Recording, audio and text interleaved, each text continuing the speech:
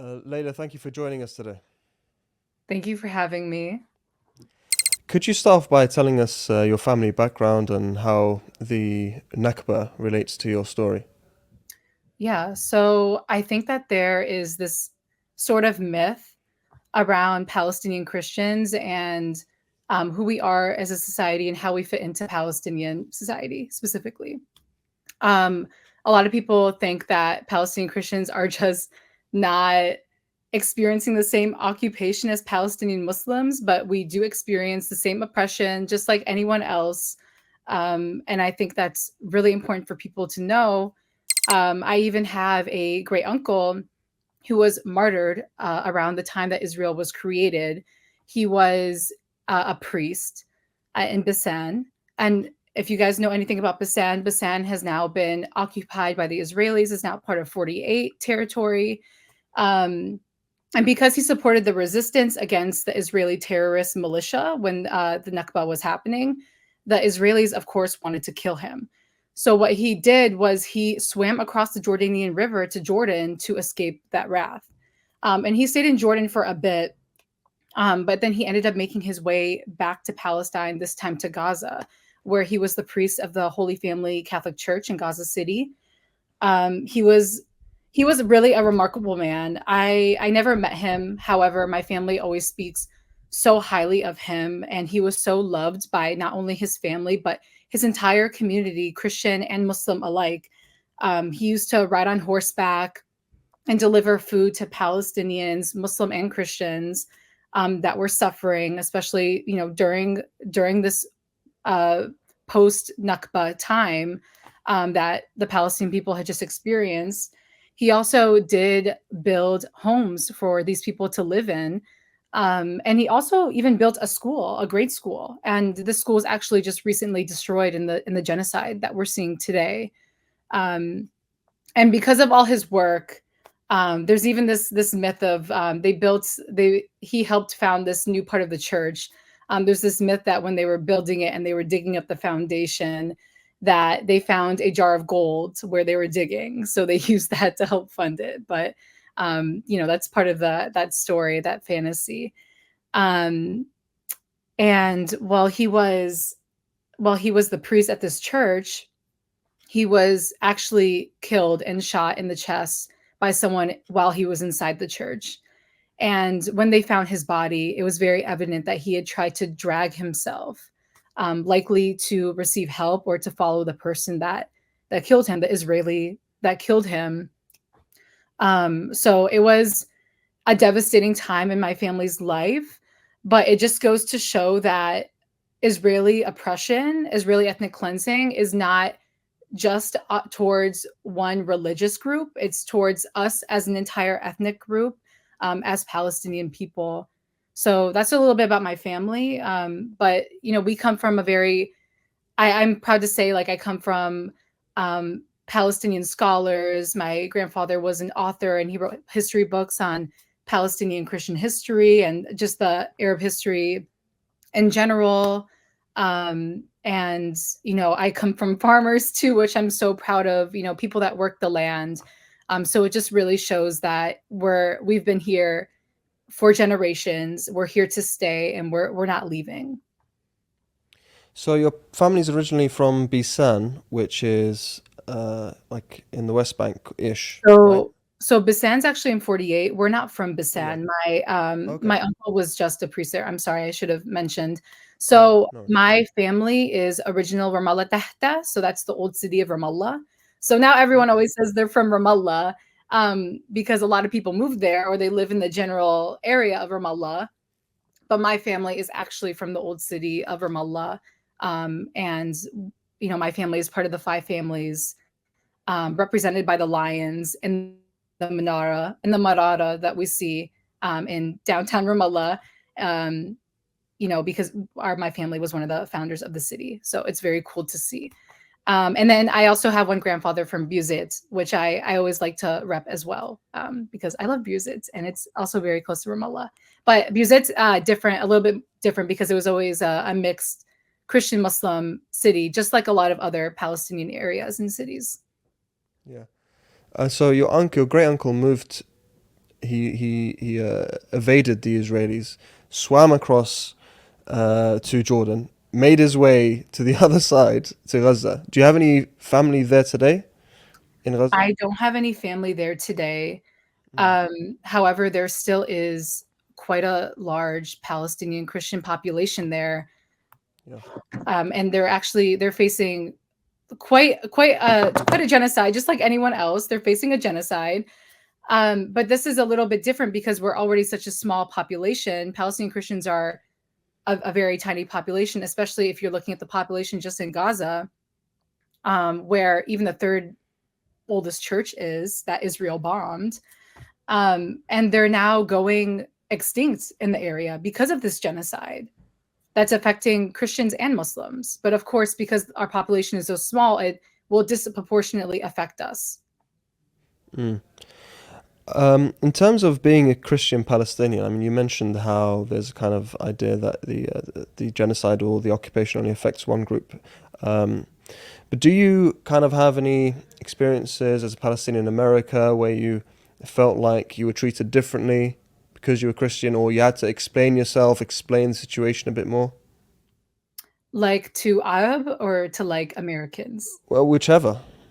Um, to Arab, I don't. To Arabs, I really don't think so as much. There will be some times where I might be the first Palestinian Christian they've ever met, which is totally fair. You know, we're a small population, um, and then they might have some questions. But I think the most of the confusion really does come from a Western audience because they think that if I'm Arab, that automatically makes me a Muslim, and there is that conflation with the two identities, and that's just not true. And I think, especially when it comes to Westerners that are Christian Zionists, which I'm going to get into, I think that it kind of almost makes their whole argument fall a bit, or it really confuses them on their Christian white supremacy. So what I mean by this is that Christian Zionism, in my eyes, is white supremacy mixed with Christianity. That's typically what it is. It's using religion to push an ideology that is extremely racist towards another people and another ethnic group, for their own sort of manifest destiny purposes. And we saw Christians do this with slavery when they used the Bible to say, oh, slavery is okay. We saw the same thing with manifest destiny when it came to killing indigenous Americans and taking the land from them. And, you know, Christian Zionism is really no different. And the reason why they believe this is because of a racist ideology in their faith, where they basically interpret a book in the Bible called Revelation. They interpret it in a way that basically says that all Jews must go to the Holy Land, and this will induce the second coming of Jesus Christ.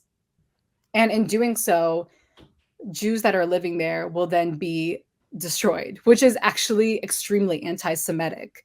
But because their ideologies are Zionists, they work hand in hand with AIPAC, the Israeli lobby. But it just goes to show that Zionism is not Judaism. Judaism is not Zionism, because here are these anti Semitic Christians who are Zionists working with Zionists and AIPAC. So it really goes to show that this is just a continuation of white supremacy and colonialism from the Western world. So I just wanted to definitely put that there. Christian Zionism is extremely dangerous, extremely prevalent. It's so important that we work with churches to get them to become anti-Zionist, because a lot of these evangelicals are extremely responsible for funding, Zionism in the States. So a lot of people think it's mostly Jewish populations, but the Christian Zionist population is much larger and has much more of an impact. Have you interacted with any of these Christian Zionists? I have. I see them a lot on TikTok or on social media. And whenever, honestly, like I never even see them. It's always my friends that send me them. It's always my Muslim Palestinian friends that are like, okay, Laila, it's time to stitch this and figure out, and tell them off because we know this is not true. And then I really just, I talk about that. And I think like it helps people to see my perspective, because my perspective is not something that is seen all the time, because we're such a tiny population. But I Mm. also did want to kind of go over a few things that I Yeah. think that people should know about Christian Palestinians that they might not, especially to those that are Christian Zionists, because what they're really doing is going against their own religious group, which is just insane. But it just shows that their faith is not about their faith is about white supremacy and occupation and colonialism and genocide, and that's not true Christianity. So my family living in the West Bank, they can't go visit their holy sites in Jerusalem. So we have the Holy Sepulchre Church in Jerusalem. This is the most important visiting site in Christianity. And they're not allowed to go there, even though they live so close to it. They can't go there for Christmas or for Easter. And the Palestinians that are able to go there are constantly facing attacks by Israeli settlers. And this is not just on Easter and Christmas. This doesn't just affect Christians either. This happens when Muslims go pray at Al-Aqsa. This happens city to city, village to village. It happens everywhere. But I do, of course, just want to show that it does happen to us as well. Um, we also can see as well that the Christian population in Palestine has morbidly decreased. And this is because of the occupation. It's because of the genocide. The population in Gaza has, of course, decreased because of the genocide, because they're killing us. They're killing everyone. And in Bethlehem, the population has decreased because of the occupation. In Ramallah, the population of Christians has decreased because of the occupation. In Taiba, a Christian village in the West Bank, same thing. And there's lots of depopulated villages also in 48, which I refer to Israel as 48 because I don't recognize Israel as a legitimate place. But so I will be referring to that as 48, just to clarify. But Yeah, I have that's a fine. friend of mine who is Palestinian Christian. He is from a village in 48, very close to the border of Lebanon. And they were all displaced from their village. And not only did Israel depopulate this Palestinian Christian village, but they also bombed it on Christmas Eve. Wow. And this is not a one-time situation or anything like that. And in Mm. fact, what's very interesting about the situation in Ikrit, this Palestinian village is this Palestinian Christian village, is that a lot of these Palestinians actually went to Israeli court because a lot of them have Israeli citizenship because they reside in similar areas. And they fought for their right to return to the land, and they actually won that right to go back from the Israeli courts. However, even though they won, the Israeli military and government still will not actually let them return. So every time they build anything, it's always destroyed promptly. Mm. And the only thing there right now is the church and the cemetery. But the people still go there and visit. But it's just to show, like, an example that we're still being killed. Even Shireen Abu Akli, she was a Yeah. Palestinian American Christian. She was killed by an Israeli sniper just a couple of years ago. Um, and so we're also disproportionately affected by this occupation in the same way as anyone else. And this is not a religious issue because of this. This is an ethnic issue. This is like I think people think this is a Muslim versus Jewish thing, but Christian Palestinians are also here, and Christians are also on the other side of that. Not Christian Palestinians, but Western Christians are also on the other side of that, and they're perpetrating this violence on Palestinian Christians and Muslims and Palestinian Jews that are residing still in the West Bank. Mm. Speaking of Shireen Abu Akleh, when she was murdered by the Zionist entity and its soldiers, the United States, would speak about, oh, we need the Israelis to investigate and we need them to kind of figure out what happened, and we trust the Israelis to come to the correct conclusion. They kind of, what's the word? They refused to take any meaningful steps when a Palestinian American gets killed. Yet when an Israeli American soldier gets killed, they immediately condemn this is an evil act. What's it like for you being a Palestinian American hearing that kind of rhetoric from your administration and seeing that kind of hypocrisy? I mean, it really just goes to show that we're not a population here that's really cared for. Um, I really I we're really not there when it comes to the US, and their government and their racist government, is that they're just completely racist against Palestinians. Our lives are nothing to them. They've made this very clear, especially with this upcoming election.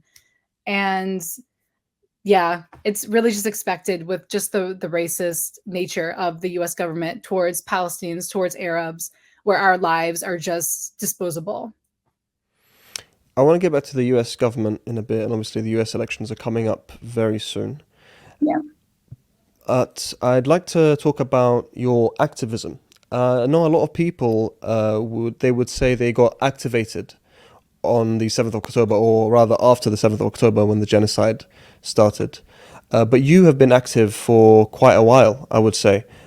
Do you have kind of like a story as to how you became active when it comes to Palestine?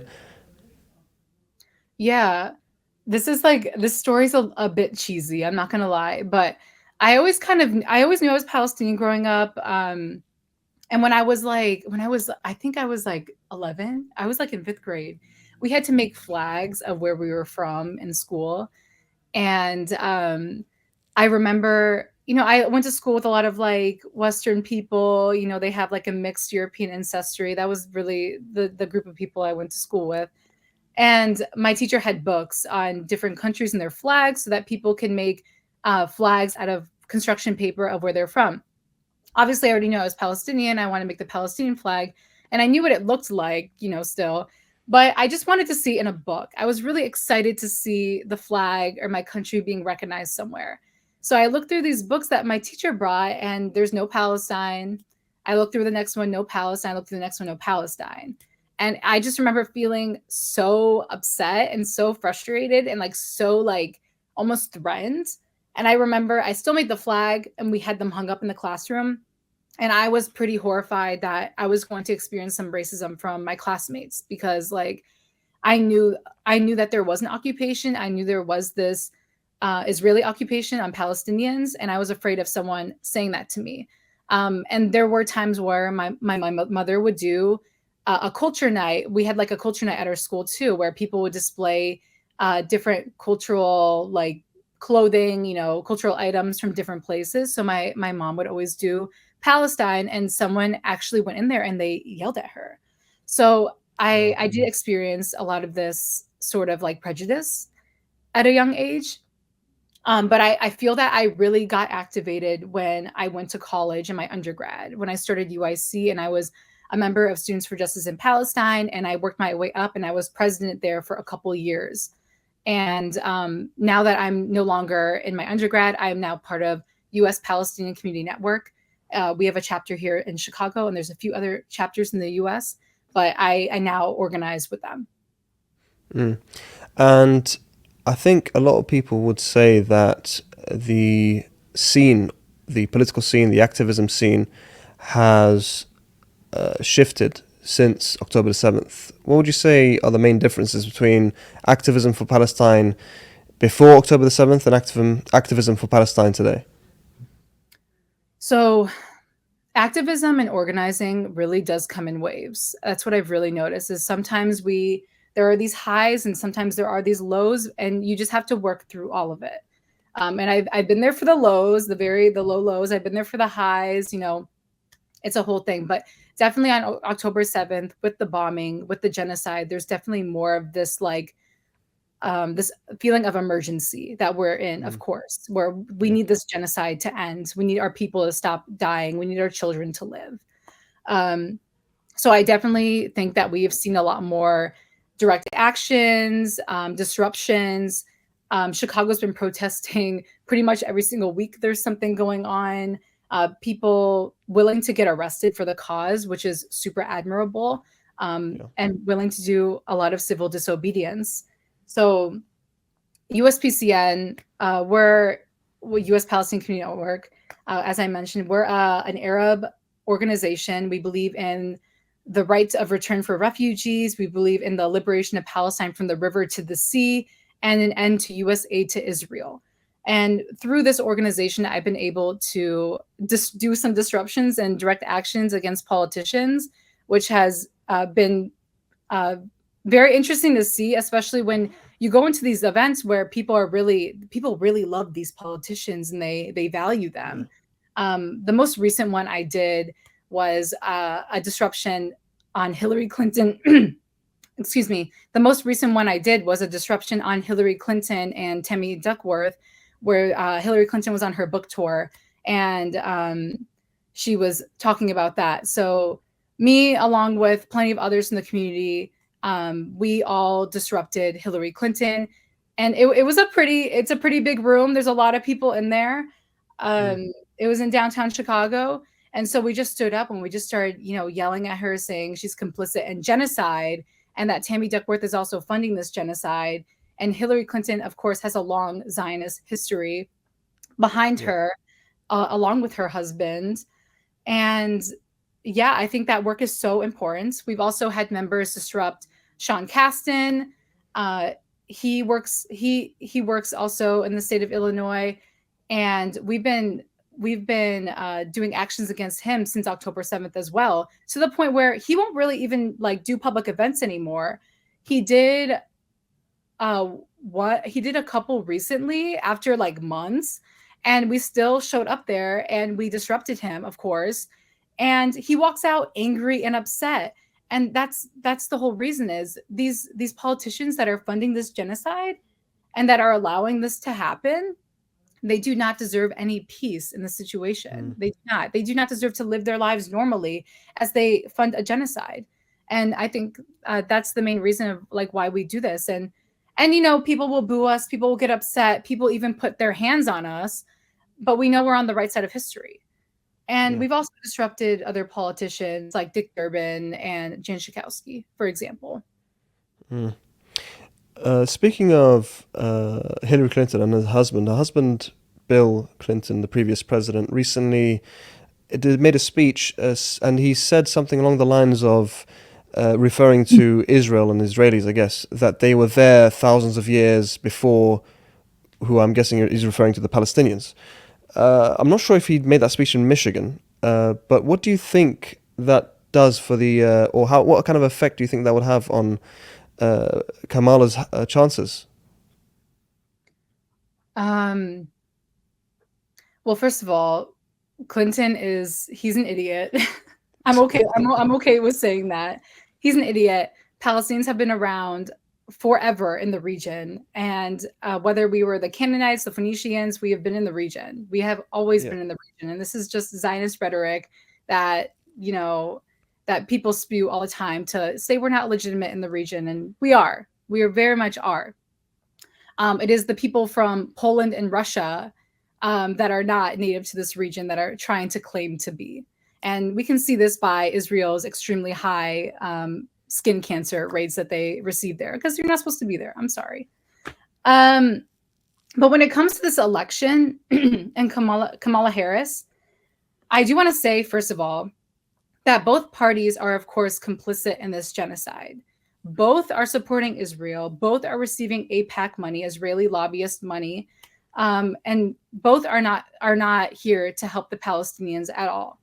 However, there is kind of been this strain with the Democratic Party, because the Democrats are seen as the more leftist party, the more for the people party.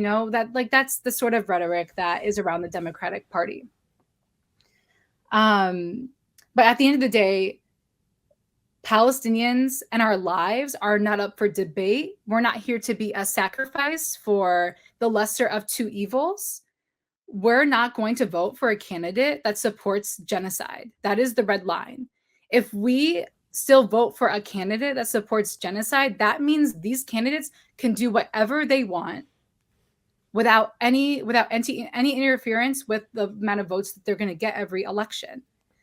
And the other thing too is Kamala Harris has made it very clear that she does not want the Palestinian Arab or Arab vote. She does not want our vote. She didn't let any Palestinians speak at the DNC convention. She refuses to change her stance on Palestine and Israel.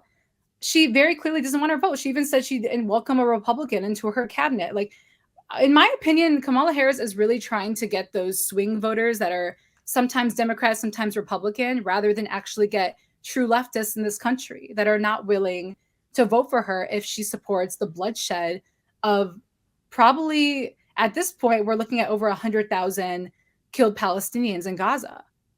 So that's really my thoughts on this election. I did not vote for Kamala Harris. I did not vote for Donald Trump. There will be no vote for genocide at all. Yeah, what's interesting is that polls globally and as well in the US have shown that the majority of the population support a ceasefire, support an end to the genocide. Yet this doesn't seem to be added into the calculations when they decide what policy or what platform to run on. Why do you think that is? I think it's because of AIPAC money, the Israeli lobby money. The Israeli lobby, AIPAC, is interfering with the US elections when they pay off politicians millions, billions of dollars, whatever it is, every election to support Israel. At that point, it's an interference. These people are making money off this. And this lobbyist group needs to be dismantled and shouldn't exist. It's really like, yeah, it's awful. It's awful. Mm. Some have said that whilst they don't support the genocide, they want the genocide to end, they are pro-Palestinian. The current situation in which the Republicans and Donald Trump have a good chance of winning, it is in your strategic interest to vote for Kamala Harris in order to have someone in the office who you could potentially put some pressure on, as opposed to someone who said that he'd like to see Israel grow and become bigger on the map. Do you have any thoughts on that kind of statement? I think that this is something we hear a lot from a lot of people that are voting Democrat is, oh, Trump always says he's going to finish the job. My question to this statement is, what is Trump going to do that the Democratic Party under Joe Biden and Kamala Harris haven't done? That's all we really have to see, because listen, I do not support Trump whatsoever. But what we're doing is putting more weight on the things Trump is saying rather than putting the weight on the actual actions that the Democrats are doing. So that's really how I look at it, honestly. I see. And with regards to third-party candidates, when they've been coming in, someone like Jill Stein has been accused of being a single-party candidate, and people voting for her are then accused of being single-party voters. Also, not sorry, party, single-issue voters. So she's a single-issue candidate, and they are single-issue voters. Kind of, what do you feel about that way of categorizing your refusal to endorse genocide? So the other issue that we have in the U.S. is this two-party system that we're stuck in and trapped in. And every election cycle, we're told vote blue no matter who, vote blue no matter who. And this is just not a viable solution anymore. And whether people disagree with third party or not, or Jill Stein or not, or whatever third party it is, honestly, we need to figure out a way to break this third party system. Because right now, Democrats and Republicans are here gloating that they can do whatever the hell they want and they're still going to get votes, and no one's going to interfere with this like two-party trap that we're stuck in. And because of this, I honestly believe that Democrats get more and more right every election. I mean, we see that they're literally funding a genocide this election, and people are still willing to vote for them. So what are they going to do next election? That everyone's still going to say vote blue no matter who. What are they going to do next time? So it's just things to think about. So it is about like protesting what's going on in Palestine, which is not a single issue. The genocide of children, women, and men is not a single issue. These are people's lives. These are living beings. And our lives are not single issue things. These are real things. And the issue of Palestine goes into so many other issues. It's very intersectional, with the Congo and even like US politics as well. So it's just like important to recognize that. But it's really about, disrupting this two-party system. And because we do this, it keeps the Democrats and the Republicans in check. Like, if you want people's votes, you have to be better and you have to be worth voting for. You work for the people, you work for us. We shouldn't have to meet you down here. You should be meeting us up here. And that's how it should work. Politicians are serving, and they're service people, essentially. You're supposed to help us. We're not supposed to just vote for the lesser of two evils. That's BS. And we really need people to start getting on board with this. And I think that we see a lot more support for third party this election than we've seen in previous elections. So this is really starting to happen. This is really starting to happen. And I honestly think Democrats are horrified because they tried suing Jill Stein and several other states, to get her off the ballot, because they're afraid of her taking votes, I guess, even though the majority of people that vote Green probably wouldn't have voted anyway. So, just some things to consider. And it's about breaking a system that doesn't work and that's, causing bloodshed. Trump has said on previous occasions, or rather he's alluded to the fact that he may be more authoritarian this time around with this presidency if he wins. He's connected to Project 2025 in some ways, and he's even at one point said that, you won't have to vote after this one. Like, this will be the last time you need to vote, implying that somehow he's going to, I don't know, get rid of the the democratic system as it exists today. Are you not afraid of this Trump presidency? Honestly, I think Trump does a lot of talking. He does a lot of this, honestly. And I just think that either way, Democrat or Republican, it's really going to be the same trap. It's really just the way that they say it. And I also think that if there is this much fear over Trump taking away democracy, the Democrats should have probably been better and worth voting for. I'd like to touch on your personal work. You are a designer, and your work takes inspiration from Palestinian Arab motifs and heritage. I think we have we've actually, before we get onto the actual works that you've shared with us, you mentioned on one of your social media posts a story about one of your professors during your undergrad. Do you mind sharing that here, please? Yeah. So just a little bit of background about me. I'm a Palestinian industrial and graphic designer. I got my undergraduate degree from UIC. I studied industrial design there, which is product design. And during my last year, I feel like I was really starting to find my ground and what I really wanted to do as a designer, which was to be like an Arab designer. I wanted to be a Palestinian designer. I wanted to design for the Palestinian people, whether it's to share our messages or whether it's to design just like everyday products that are meant for us in our community. And I was sitting with a couple professors and I was talking to them about the program and how I felt that it was very very sterile in design. Of course, like industrial design nowadays is all about, what can you make manufactured in a factory? And I completely understand that. But there is also this other aspect of design that's very like personal, and a lot of people have their own studios and you can do your independent work as well. Excuse me. So I told the professor that I was really interested in learning about design from other regions because design is not just like pretty things that we look at. Design is also everyday objects that we use. So you're watching this on your phone or your laptop, so that's something that someone designed for you to use. And they made it so that it's an object that you, with your body and, your human perspective are able to view. And that's what designers do, is we make everything that you see and that you use every day. Furniture, technology, chairs, man, everything. So we really do have a huge effect on people's lives. So just something to think about. So anyway, I noticed how the Western world is extremely individualistic, and a lot of it is because of the way that our world is designed.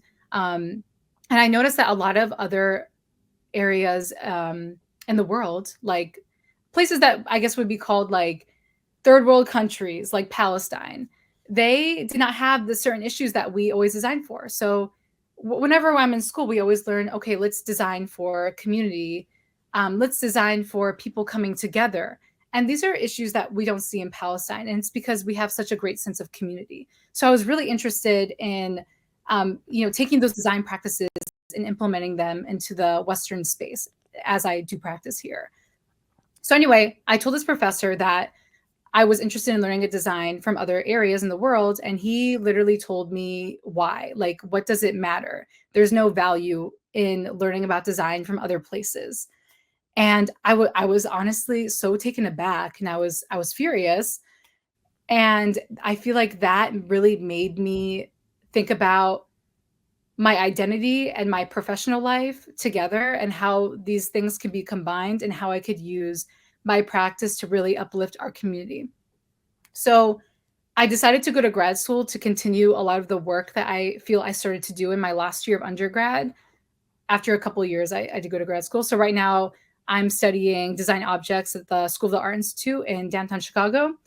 And a lot of my work is based off Palestinian tatris, which is Palestinian cross stitch. And this practice is something done by Palestinian women quite often to make thobes and dresses.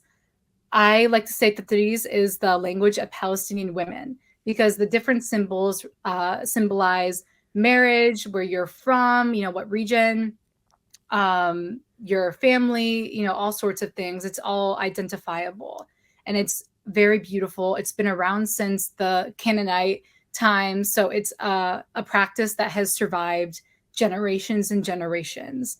So part of me upholding these motifs and this generational art and love is through my design work. So a lot of the furniture that I guess I made one piece now with the sort of like tatris, like on the side of the table. But Yeah. I do plan on, of course, making more. I feel that this is really going to be a style I want to develop over time. But yeah, so I really hope to help Palestinians feel connected to their heritage while they're in the U.S. And I also hope to kind of, think about design in a more complex way. I feel that design under occupation is a real thing. Palestinians design under occupation all the time because they need to live while they're living under occupation. For an example of this is when I went to Enzinia one summer, a lot of the new houses, they have pipes that will go to the groundwater to receive water, because a lot of times the Israelis will cut the water resource or won't give them a lot of water. And Mm. Palestinians disproportionately do not have enough water as the Israelis or the settlers that are living in the West Bank. So, I mean, that is design under occupation. You designed an infrastructure to work around a political occupying um, occupation. So, another example of this is in the village of the Khalil, where there is an area where they have their souks, and they have a covering across these buildings, and it's because the Yeah. settlers will essentially throw acid, rocks, all kinds of things on the Palestinians while they're working. And Yeah. they created this barrier on top, and that is another example of design under occupation as well. Yeah. Yeah, I've been to the old city of Hebron, and it's actually quite sad because of the nets that they put up. They started throwing liquid waste, and it's virtually empty, the entire place, unlike certain other old cities in the West Bank. I'd like to take a look at some of your works. I think we have some here. If it gets loaded up, there you go. If you'd like to take us through. Okay, so this is another one of my pieces. This was my undergraduate piece, and really my first stab at woodwork. So, I mean, looking back at it now, I'm like, oh man, I've improved a lot. But it's more about the meaning rather than the craftsmanship in this context. Um, but yeah, so what I did was I wanted to help Americans understand the apartheid and the oppressive systems that Palestinians experience every day. So I took something very basic. I took a table. And what do tables really represent to all of us? It represents coming together, um, a sense of unity, sharing a meal, conversation. But when you put a wall through it, you really take away that experience. So it is like a user design piece, but it's a bit discursive because, it is design, it's an object that you can use and you can technically like sit at it, but it's just not the most convenient design, essentially. So the meeting kind of sprung from conversations I used to have with my grandfather. He was an author of several like books on Arab history, and he would tell me all about like Arab history, and we'd sit down together and talk about it. And we would have like a cup of tea together. So that's kind of like the inspiration of tea. And I always would think like I'm lucky to be sitting here with him and to have this when people in Palestine are separated by borders, by passports, and they might live just a couple miles away from each other and they can't see each other. So it is this aspect of separation due to the occupation and this oppression. However, the beauty of Palestinian culture and our resilience and our resistance is still here. It's still present through the tatris and through the drawings on the wall, which are all taken from the actual apartheid wall that is in Palestine. So this piece is really about our oppression, but also that we're still here and we're still alive and well, and we're here to stay. This really is quite beautiful, and uh, the wall is, I don't know, it's depressing for me to think about. Um, but this isn't your only piece. You've done another one, which I think we have here somewhere. Is that? Oh, that's another That's angle. that's another picture of it. You can kind of see both sides on this one. Yeah. Mm. All right, this is the other piece. Yes. So this is, I like to call this piece the Gaza chess table. So this was the first project I've done so far in my master's program that I'm currently in. I made this table essentially to kind of bring more attention to Gaza. And so all the patterns on it I have taken from the Gaza region, as you saw in the Mm. previous picture with the different motifs. And I put these all on the table to represent the Gaza chess table. And the parts on top too are metal inlays. So I actually cut the wood on the top and made these little pockets, and then Mm. um, I plasma cut out metal. I powder coated it, and then I put it in there. So it's a very like craftsmanship like process. It was something Mm. new I'd never done before, but it does kind of represent like this stolen childhood of the Palestinian children, especially. And I actually got a lot of this inspiration from a Gaza chess club that Mm. has been going on. So it's kind of nice because they kind of give like a semblance of normalcy to these children as they're living through a genocide. Yeah. And I think that's kind of what I wanted to encapsulate here as well. People are really trying to use chess as a way to provide intellectual needs, to provide all senses of like community and childlike fun through the game of chess. So that's kind of where that inspiration came from. And yeah, the work is all part of Gaza to show our resistance and our love for the place and the region. And yeah. It really is a beautiful piece of work. Are you having these pieces on display, or are they for sale? I am going to start commissioning these pieces as well. This is quite new to me. I am trying to improve in certain ways before I start selling, but I will be selling these pieces soon. So you guys can definitely stay updated on my website or on my Instagram. My website is lailagracedesign.com. So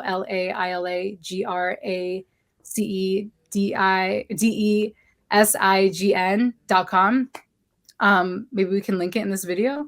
And then my Instagram is Palestinian or Laila Grace Design on Instagram. I post on both of those.